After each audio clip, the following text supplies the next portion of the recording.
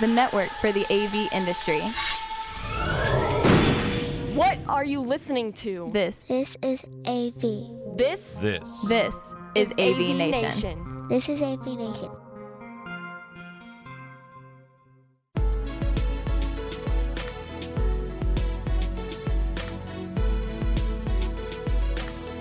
Welcome to this special episode of Resi Week. This is a special lead into CEDIA Expo. I'm your host, Mandy Scott for AVNation.tv. And this week, I'm pleased to be joined by my good friend, Mandy Beckner. She is the Vice President of Education and Training over at CEDIA. How you doing, Mandy? I'm very well. Thank you, Matt. How are you? I'm doing fantastic. We are going to talk about a whole lot of things. But essentially, the focus of this is we're going to have a deep dive to dig into a bunch of new, cool, exciting things that are going to be happening at CEDIA Expo, revolving around the educational side of things, which I would argue is at least 50% of the show, and should be at least 50% of the reason you go to the show, is to learn something, for heaven's sakes. So, Mandy, give us an overview of what's going to happen this year at Expo from the educational standpoint, starting with the keynote, and we'll dig in a little bit deeper on programs and tracks and all that fun stuff. Sure, I'd be delighted to, and it's my honor to be on your podcast, so thank you very much. Thank you. It's my honor to be one of the stewards of the CEDIA Expo. As you say, this conference is really one of the hallmarks of our industry and of the event, certainly. It's gathering a very impressive community, and I'm very excited for this year's conference. So, some high level. The conference itself is September 20th through the 30th. That's a full day before the trade show floor opens, so that we can get some long-form education in there. And the show itself extends for yet another day onto October 1st, so that once you've had all this dedicated time, professional development, and you're going out on the show floor, you have a fully dedicated day of doing business on the trade show floor. And if we've done our job well, you're asking better questions, you're having deeper conversations, you're having more meaningful connections because you're armed with the latest trends, you're thinking in new ways, and you're framing questions and problems uniquely. How important is it to kind of focus on education ahead of time? So framing our conference, we have a kickoff with our keynote. Our keynote presenter this year is Greg Durkin. He's the founder and CEO of an organization called Guts and Data, and his talk is about the entertainment evolution, content overload. What does that mean? Well, we have a proliferation of content, right, of streaming platforms. And yet you sit down to perhaps watch something on one of your streaming platforms, and there's just, it's all fragmented. It's so many recommendations, not all of them very personalized anymore. And it's complex. This content picture is complex. And anything that makes you uncomfortable about wanting to use your media environment, like the lack of content that's personalized to you, is a topic we should be talking about as an industry. We have challenges and opportunities in streaming and home entertainment. And here's a person, Greg Durkin, who has a data-informed blueprint for how to tackle these problems, has a very unique perspective because of his history in the content industries, and a new way of thinking about them. We kept calling it the content conundrum. And I am excited to hear Greg's predictions, his recommendations, and what this means for our business of integrators. Talk for a minute about the theme of bringing Greg in, and I get what you're saying from the content standpoint, but how is that going to blend into, or will that blend into the rest of the educational offerings? The way I see it is that in many of the sessions that we talk about, in many of the trends that we're looking at, we want things that are frictionless. We want things that are human-centric, systems that are designed to be human-centric. We want things to be reliable. And while Greg's particular theme is about a specific example of all of our integrated experiences in content, certainly if we broaden that out, there are many other current challenges, technical, usability, otherwise, that we should discuss as a community and untangle. So that's how I see the keynote blending in with the conference. We have a lot of Ask the Expert sessions where we can get into wide conversations depending on what the audience wants to talk about. And we also have very specific conversations that are more about lightning fast growth of certain markets or certain applications. Okay.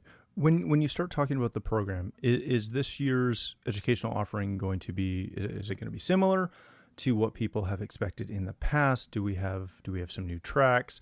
Is educational, is that platform going to, just kind of, I don't want to say be an echo chamber, but be an echo chamber of what we've come to expect from conferences? We have designed it to protect ourselves against being an echo chamber. So let me back up a bit. There was a show planned for last year, and we have people who put a lot of thought and were very creative about the content they created for last year's event, and they didn't get a fair shake, right? The event didn't take off because of a variant, and so we wanted to start with that program. There was a lot of really good gems in there. I don't think that program was one of the past. It came together in a time of crisis. So it was fresh and new thinking. It deserved to be elevated. So we started from that program. But then we also looked at the other needs we'd have to do with this year's trade show. Look, trade shows are changing, and how they're changing is different by audience. How the ISE show changed, how the Infocom show changed, how the KBiz show changed. Though they all have unique differences, and we don't know what ours are going to be necessarily for the CEDIA Expo. We have to do some listening to find out. And to do some thoughtful listening, you have to create some space. So, looking at last year's event, we took a look at that and we said, okay, from these sessions, we need the ones that really are going to be a conversation, really can focus on being attendee-centric. What are the problems you're bringing forward as an attendee, like the Ask the Experts? Or they're problem-centric, where we can untangle a problem and explore it a little bit, understand the misconceptions. Some of the things in the lighting track and the networking track, I think, are like that. Then the things that don't lend themselves to that kind of conversation, they're important. They're important information, well curated, but they're not quite a dialogue. Those are things that we should save for one-directional kind of events, like maybe a webinar or some other kind of conference, and we want to be able to offer that before and after the show and even ongoing. That is a bit of a shift there to get away from, dare I say, like the lecture series, which we've all experienced, walking into a 3-hour monotone conversation, one-sided conversation from the stage where they're just going over a whole lot of stuff. Most of these shows, especially having a couple years where they didn't happen, we've had a lot of people that have really recognized that going to a trade show and sitting in a lecture is not the best use of their time. It's also a pretty expensive way to be talked to for 3-4 hours. How is going to a conversational base? How do you expect people to gravitate to that and I don't want to say evolve, but be more prepared for that? Well, it's through things like this podcast where we start to set people's expectations so that hopefully those of you who are listening are thinking about, okay, what questions or conversations do I want to champion when I'm there? We're also doing other things like working with some of the influencers in our community to get them involved not only as panelists, but also as thought leaders who attend these sessions. Engaging with them to say, okay, would you be interested after a session having a conversation about how that went? What do you think? How might we explore this further? I also think that those kinds of activities start to create a real sense of community. We know we have a strong community among not just I say faculty, but that's not what I mean. Our presenters, our instructors, our facilitators, they are strongly connected through CEDIA and have been for well over a decade, some too. And many have engaged learners who will go to any of their sessions. If there's a session being offered by Peter Aylett or Rich Great, they will go. And that's great. But do we stop and be thoughtful and intentional about how we design conversations among them in the white space of an event, the time when you're not sitting in a conference room, or the time where you're walking from one place to another, or just when you stop into a lounge to continue a conversation after a session? I want to be intentional about that so that we can engage more and make the sessions that are maybe that afternoon or the next day be follow-ons or continue a theme. Let's before we dig into the white space side of things, just give a quick overview of what kind of tracks we're expecting to see. Is this going to be, again, somewhat of the norm, a networking, an audio, a home theater? Lighting's come on the last couple of years. Are we going to see some business-centric ones as well? Yet we brought back some topics that we feel that we have to have. Audio and business, those are really important ones. We've added 2 new ones. We have a lighting track. There might have been lighting content before. We have a dedicated lighting track that's been curated to have a wide conversation. Same is true for wellness. There's a wellness area on the trade show floor. There's been more conversations about all the systems and the thinking and the standards and trends, and we wanted to make space for that thoughtfully. System engineering is a very large track, right? There's lots of elements of a system that have to come together, so that tends to be a pretty big one. I think it has 9 sessions in that track.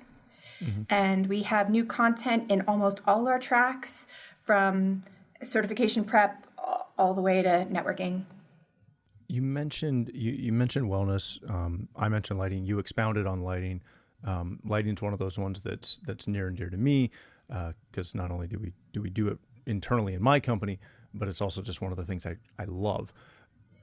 How do you go about using that track to not just focus on the technical aspects of it, but focus on the business opportunity of it, and how to, again, properly get into it, and let's be real blunt, make some money at it? Wow, I wish we had taken that blunt of an approach. That's really good, Matt. Include you next year on curation committee.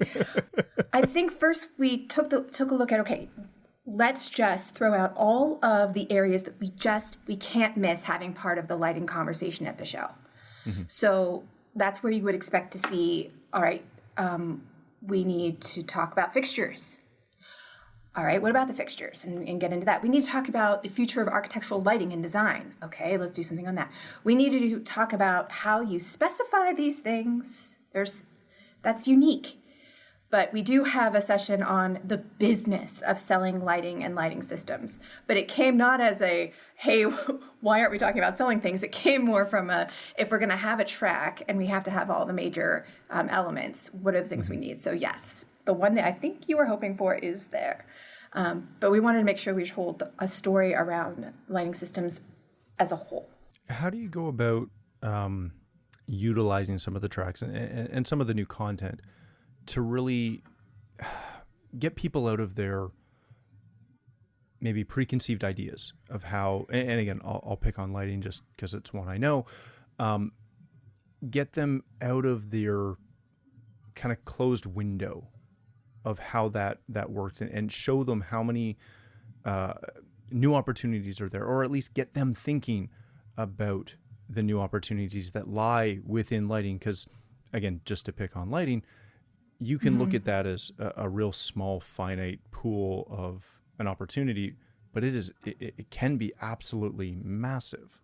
So not just for lighting, but almost in each of the tracks, we made sure that there was something that makes you uncomfortable enough to get your neurons firing in a new way. Things that really untangle the messiness. For example, the IoT landscape is fraught with misconception, ambiguity, ever-changing players. And so this year, there's a session on the IoT landscape called the Platform Playground Revisited. This was a program that actually did work quite well last year, and we wanted to do an update on it. So let's get into the mess of it. Let's talk about platform capabilities and limitations and steps towards interoperability and backwards compatibility. So some of the sessions are designed to get into the mess. There's other ones called the audio deathmatch, video deathmatch. That one also does the same. I'm really looking forward to the Integrator of 2027 session. This one is being led by Peter Aylett. What I like about it is that it makes bold assertions. I love when people in our industry are bold. Let's take a look at something, back it up with research, and explore it. Mm-hmm. What are our assumptions about the integrator's role in human-centric design? What are our assumptions about the power of personalization? What does that mean? What does it mean to be offering experiences that are hyper-personalized?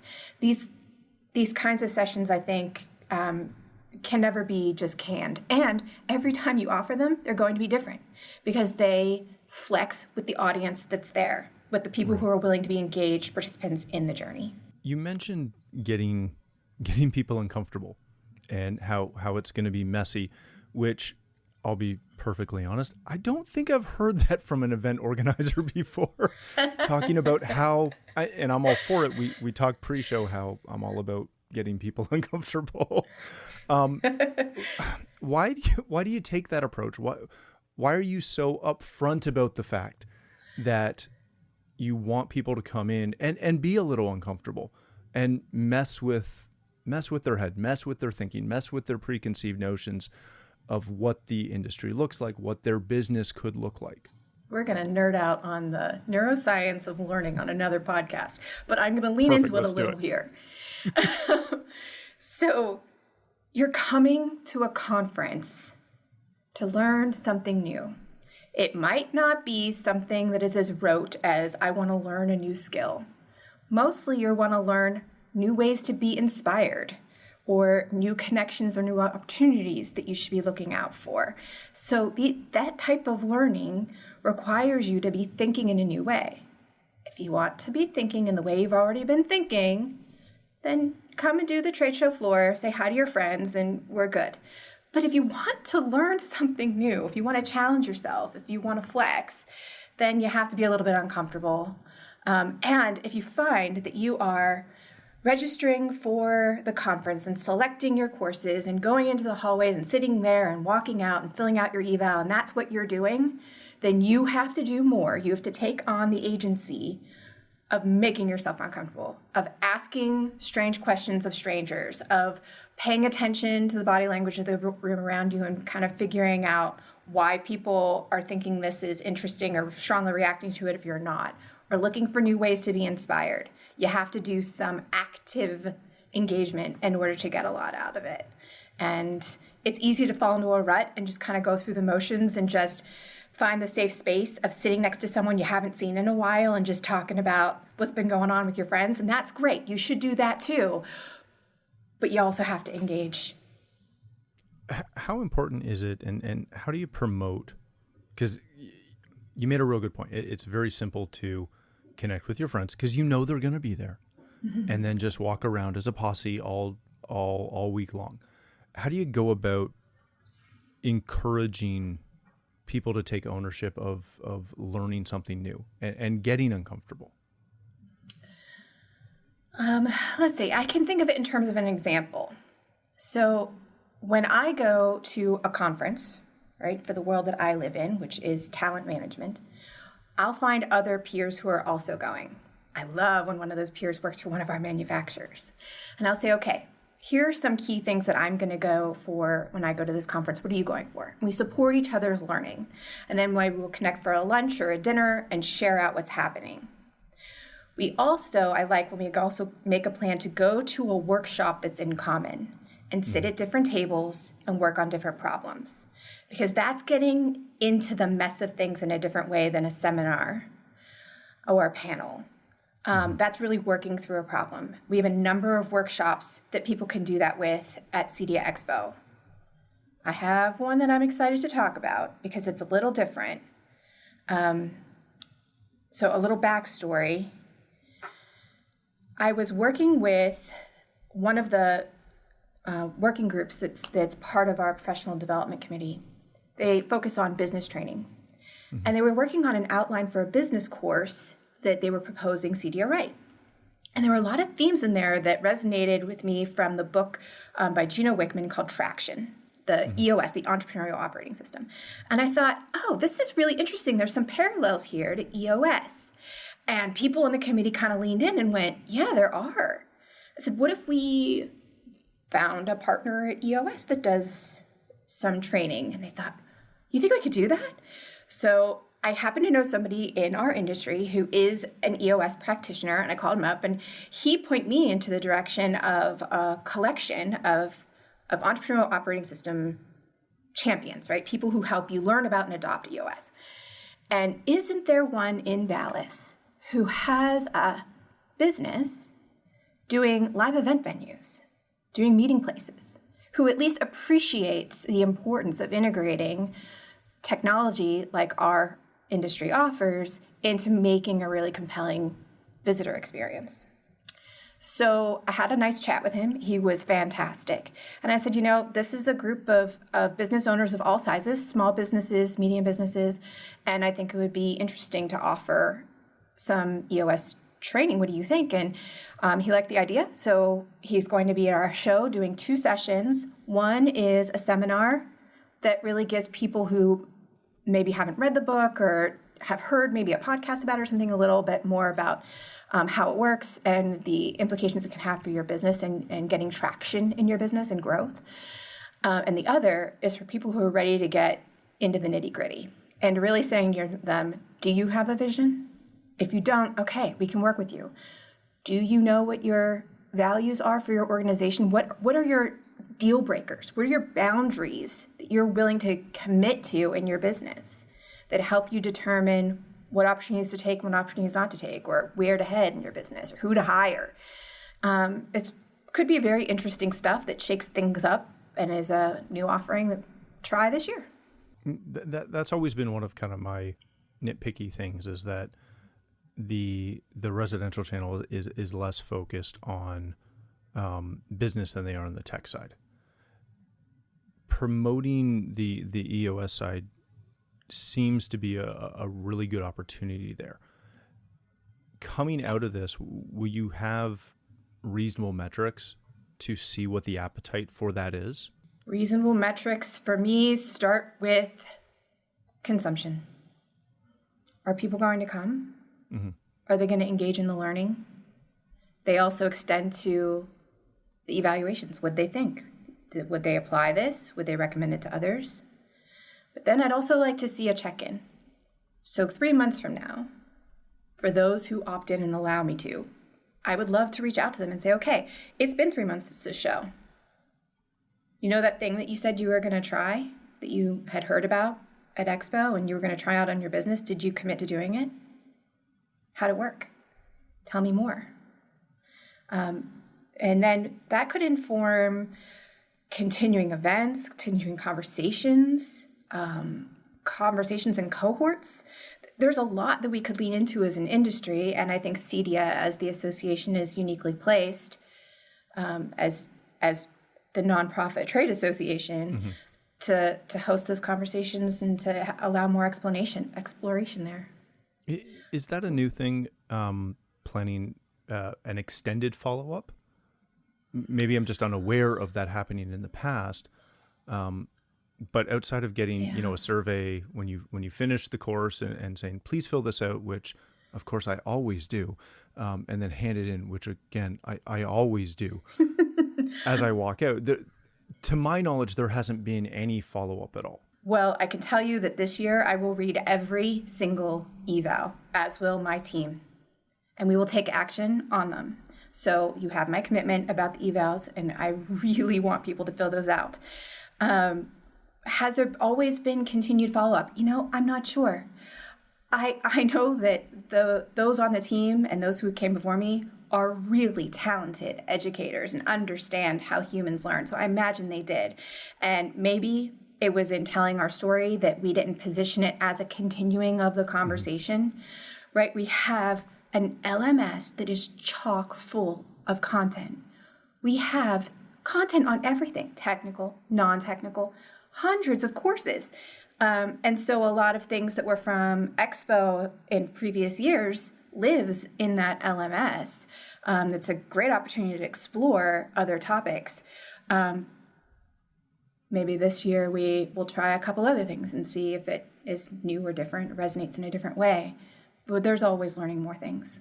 Talking about kind of the continuing education side, the follow-up side, one thing that I know has been very effective for a lot of integrators is the COI program.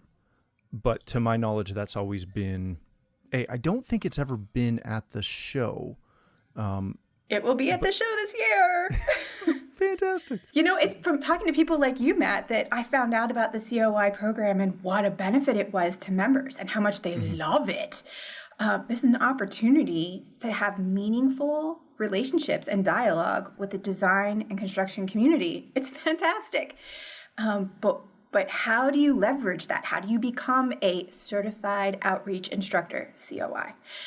How do you leverage the opportunities once you earn your place as a COI? What are your content opportunities? How do you tailor that into your marketing, into how you approach your partnerships? All those kinds of things are really fascinating. And so we are going to do a long form workshop with people about COI. So if you're not a COI, you can come to this event and we will start you on the steps for how you use this tool in business, and even start you out on becoming a COI. If you already are a COI and you just crave having conversation and workshop about new ways to leverage that as a tool in your business for marketing, for business development, all of it, then this is a place for you too. Maybe you even would like additional practice on one of the presentations that you've earned access to and help customize that further. I think it's going to be a really wonderful opportunity. I'm really excited.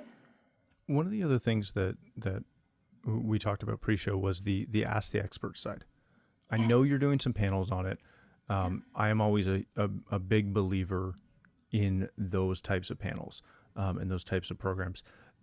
But it's starting pre-show and is supposed to continue on post-show. Yes. Again, that's new to me. It's likely new to the majority of people who are listening.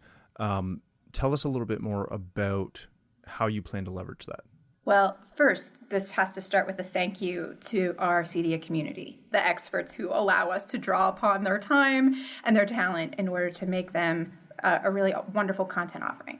This kicked off in June, the beginning part of June, with a live stream, Ask the Expert, and on networking. There are other live streams that are happening before the show and then after the show that are different collections of panelists, different people with different perspectives. And when they reach out to an audience, they get a host of interesting questions. And the conversation can go in any number of directions that really it's just a unique opportunity. It's a unique framing of a problem or of a application to explore. So we have several that are scheduled before the show. You can check cedia.net for that calendar. And then at the CEDIA Expo conference, there are several Ask the Experts across many topics, both business and technical. And then we will do more throughout the year. Awesome. The last thing I wanted to kind of come back to that we talked about earlier was the expanded use of white space and networking. So first, for anybody who doesn't understand what we mean by white space, give them a quick primer on that. But again, we know and all attest that for myself, the biggest thing I usually get out of any trade show I attend is the networking side. That's always where I seem to learn the best, little simplest thing that changes everything we do. Talk about the expanded use of white space and the kind of the expanded networking opportunities that are going to be built in to the educational tracks in the educational program. So the white space, let's start with that. That's I think I might have picked that phrase up at a learning conference, but that is the non-programmed space that is beginning and between and after any of the formal content session. So you're walking to a seminar, you sit down, there's no program that starts yet, you're talking to your neighbor, hey, how are you? Where'd you come from? What are you here for? There's also the space that is exploring, I would say, discovery phase of the show floor of when you go to the trade show space and you're kind of walking around, putting things together, seeing the patterns, finding where people are going. That too I consider white space. So it's the non-program space. How I would like to see many fresh approaches to the white space. And we haven't even begun to scratch the surface of how that might look and how that might be valued by the CEDIA attendee. That is certainly part of this year's discovery for the team here at CEDIA and from our volunteers, I hope. Please, if you are interested in anything about designing for that kind of engagement, seek me out. I would love to hear from you and ideas around this. So there are some things that we hope to do around the white space. Some of them are planned, like we have an awards program. We have this new thing called the Advocacy Town Hall. There are people working on behalf of your business that are doing things so that you have lots of business opportunity. You should probably know what's going on. And hey, wouldn't it be cool if you lend your voice to those initiatives? The Advocacy Town Hall is a way to ask questions and see what's going on in the world of advocacy around the world.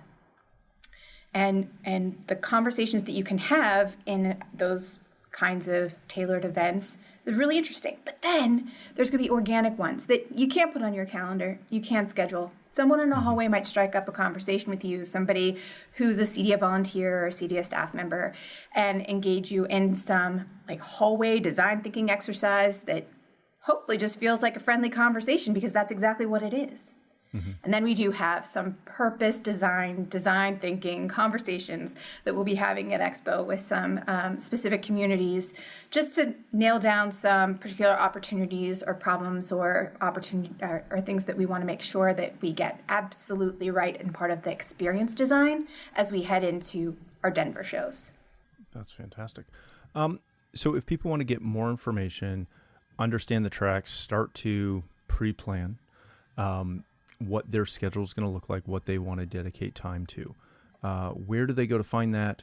How early can they start reserving or booking spots? What does that look like? Please go to CEDIAExpo.com where you can register for the show.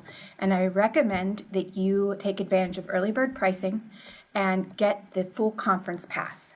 Then you can come and go to as many sessions as you can fit into your calendar. There's member rates and non-member rates. If you're a non-member, contact me. I'll help you get a solution to that problem, and we'll make you a member. But let's say that your time at the trade show is limited. Look, you can only come for a day or two, and you got to do certain meetings that you have, certain things you need to see on the trade show floor, and maybe you can go to 1 or 2 sessions. No worries. We have a la carte pricing so that you can register for those 1 or 2 sessions. But this is where you stake your claim for the things that you want to make sure you got a seat at, register ahead of time, and don't miss the things that you know are going to be important for your business moving forward. Awesome. Mandy, it sounds like you and your team have put together a fantastic program. So if people want to connect with you, learn more just on the whole about CEDIA education and training programs, where can they do that? You can connect with me on LinkedIn, where I'm at Amanda Beckner. And you can also email me at mbeckner, that's M for Mandy, mbeckner@cedia.org. Excellent. Thank you again. Thank you all for joining us. If you'd like to connect with me, you can find me on Twitter at Matt D. Scott and most other social platforms. But more importantly, please visit AVNation.tv, where you'll find this show as well as a wide variety of other shows with all the verticals that we cover. When you visit the website, please take a moment to check out our supporters. We are extremely thankful for their support and ask that you check them out as well. Thanks again for watching. That's all the time we have for this special episode of Resi.